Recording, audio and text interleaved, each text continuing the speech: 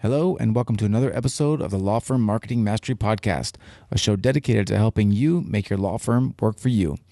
I'm Christopher Small, and I'm really excited about today's podcast. It's something I talk about all the time, but I've never discussed in detail here on the podcast. Today's topic is creating a foundation for law firm success.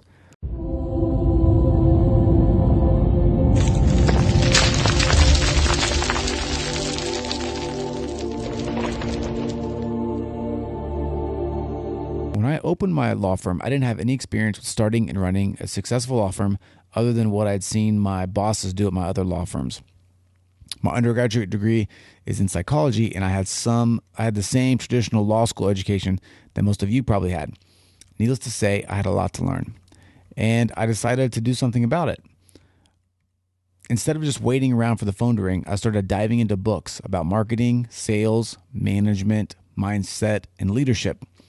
Most of these books weren't geared towards law firms at all.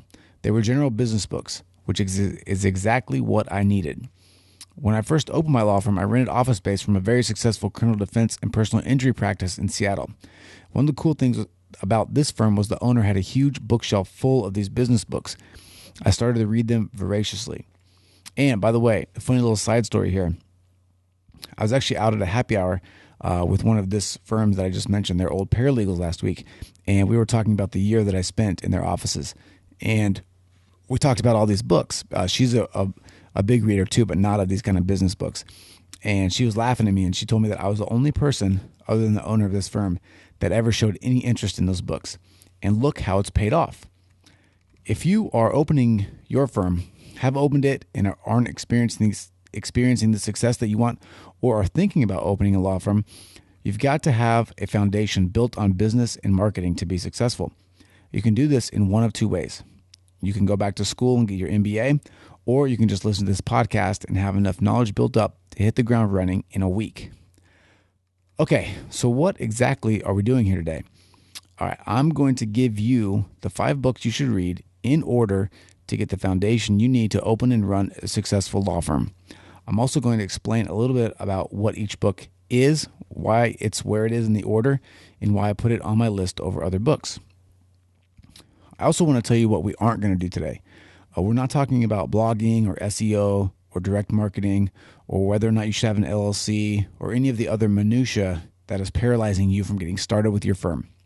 Today is all about the 10,000-foot view. We're talking about fundamentals.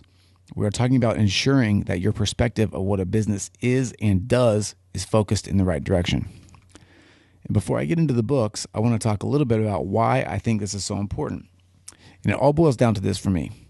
Your chances of success rise exponentially if you have this foundation laid under your law firm. The information I'm going to give you today is stuff that no one else talks about.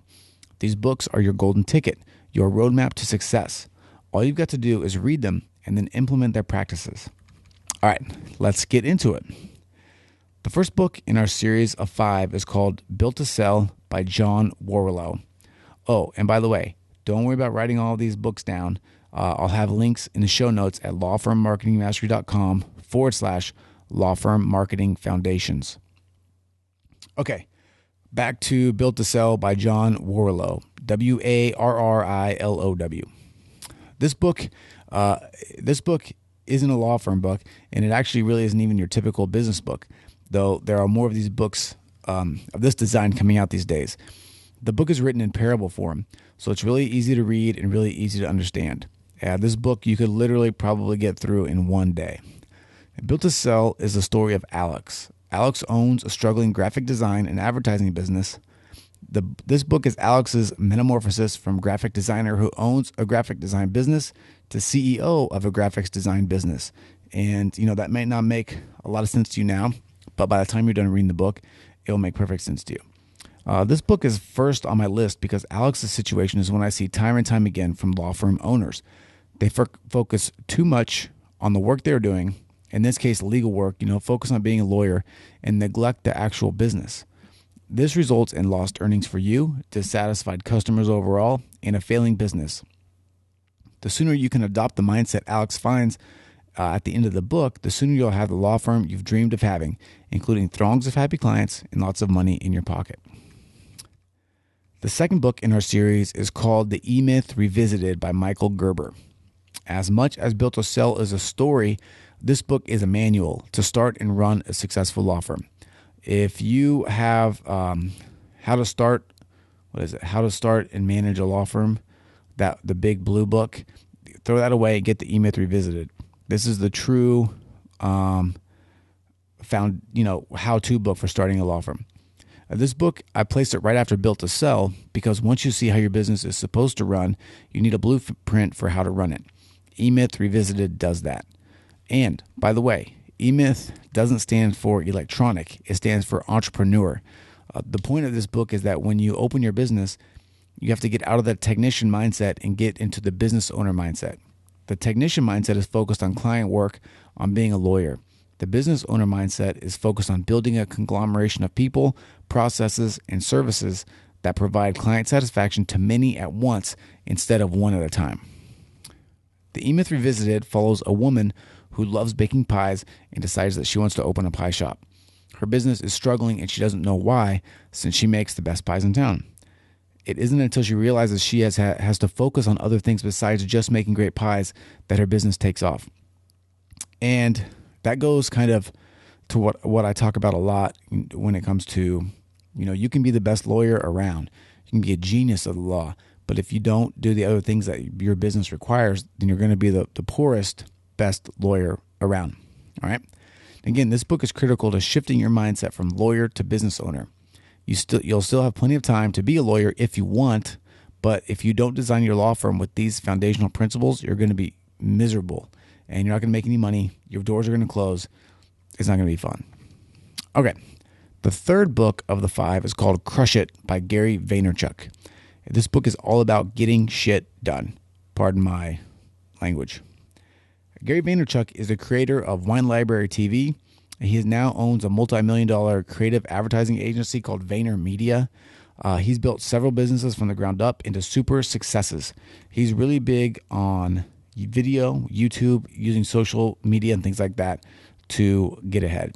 I chose this book at this point in your journey because after reading the first 2 books, you're going to be all fired up to get started. You're going to have visions of great success, and I want you to be prepared for the amount of work you're going to have to put in to be successful. Starting running a law firm is not easy, particularly at the beginning. But what you lack in money, you can make up for in time. What I mean is, the only way you're going to make it is if you pour everything you've got into your business. Gary Vaynerchuk's book will do that for you. And what his book really does is chronicle his life from basically when he moved over here from Eastern Europe when he was a kid, all the way up through very successful creation of Wine Library TV. And the point of the book is just that you have to work hard. You have to stay up late if that's what's required, and you have to do the things that need to be done to achieve success. Basically, no one's going to give you anything, but the world is out there for you if you just go and grab it. The 4th book on my list is The New Psycho-Cybernetics by Maxwell Maltz. And this book takes a huge turn from the previous 3. This book isn't about how to run a successful law firm. It isn't about working hard. This book is all about mindset. It's about understanding that locked inside your head is the key to whatever success you want. And also understanding to get that key, you're going to have to break down some walls. This book is all about understanding how your thoughts can affect your life in subtle ways and how altering those thoughts, even just a little bit, can create dramatic change in your life. It's about understanding that there are hidden rules we've created for ourselves that are grounded in fantasy, and that our self-image and self-talk can hurt us or help us, depending on what we decide to do with it. Here's just one example from the book. There's a salesman who was in an area, a sales territory, that was consistently making about $40,000 a year. The salesman was in an area that was kind of in the middle as far as leads go. He was kind of middle class. He was doing a good job, so management decided to send him to a poorer part of town where sales would be more difficult, just to test him out. And surprisingly to his bosses, the salesman continued to earn $40,000, setting numerous records for that specific territory. Because he'd done so well, the company then sent the man to a wealthier neighborhood thinking that he'd do even better, making even everyone more money, management, the company himself. But to their surprise, the man continued to make $40,000, even with all of the advantages of a great territory for leads. When confronted with this, and when he was spoken to, when he was talked about, it was determined that the salesman himself, he saw himself as just a $40,000 salesman. He didn't think he deserved more or less than that. So subconsciously, in the poorer neighborhood, he worked hard and he did what he needed to do extra to get up to that $40,000. When he was in the richer neighborhood, when he was in the better territory, he basically self-sabotaged himself to stay in that $40,000 range. This kept him in an area that mentally he was comfortable with. And I know this sounds crazy, but we've all got these kind of ideas floating around in our head, even me. And the sooner that we can recognize them, understand they are hurting our abilities to succeed, and change those ways of thinking, the sooner that we can achieve great success. And when it comes to this fourth book, and then the fifth book that I'm going to talk about in a minute, these are kind of, I don't know what the word I'm looking for. It's not pie in the sky, but they're kind of like metaphysical kind of books, right? They're very touchy-feely, right? They're mindset books. But I just implore you to give them a try. Listen to them, really think about them, and when the books make suggestions for things to try to change your mindset, try them and see what a dramatic effect it will have on your life. I know it has on mine. Okay, the fifth and final book of my foundational series is Secrets of the Millionaire Mind by Harv Eker. This is an old book. It's a classic. And again, it's focused on the mindset and it's focused on eliminating destructive thoughts and actions. And this is the perfect book to end with of the five because it lays out the importance of both making and acting on your ideas and dreams to achieve success. And I'll only say one thing about this last book. As you read it, you may think to yourself, look, this book is stupid. These ideas won't work. For example, after each chapter, he implores you to literally say out loud, I have a millionaire mind. Okay. And I know you're going to see that and you're going to go, this is dumb. But like I said, I'm imploring you to really give the ideas in this book a shot.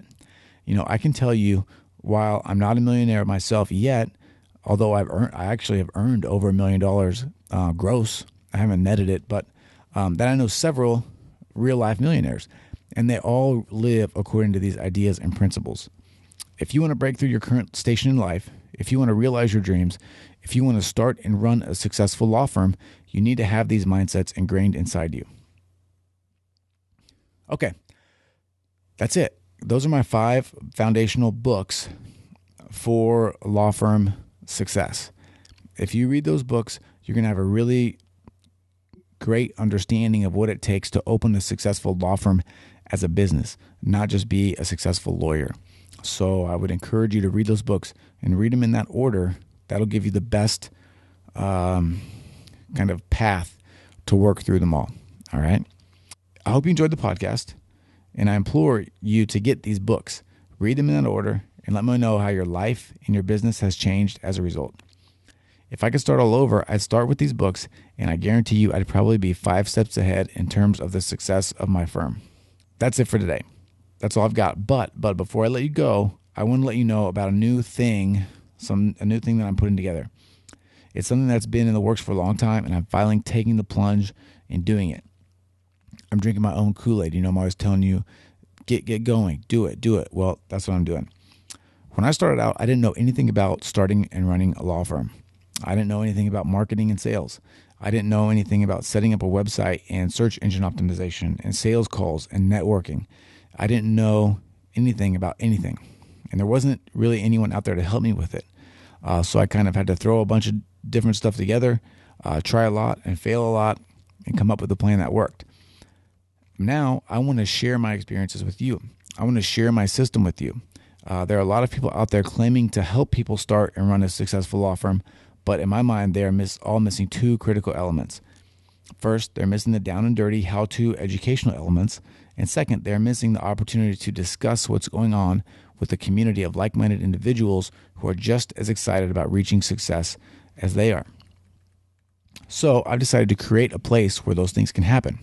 It's called Law Firm Confidential, and I'm launching it April 1st, 2014.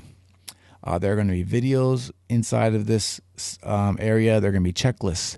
There are going to be descriptions of how to do everything I've done to create a successful law firm, including all the scripts, forms, and everything else I use in my firm on a daily basis to generate clients. And I can tell you through February, we've already made $100,000 this year, right? So we're doing well. This is going to be a banner year for us. It's by far my best 2 months ever, okay? And I want to share that with you. I want you to have the same success that I'm having. And it's possible. You can do it. You just have to know what steps to take to get there, all right? If you're interested in learning more, go to lawfirmmarketingmastery.com/confidential and submit your name and email address.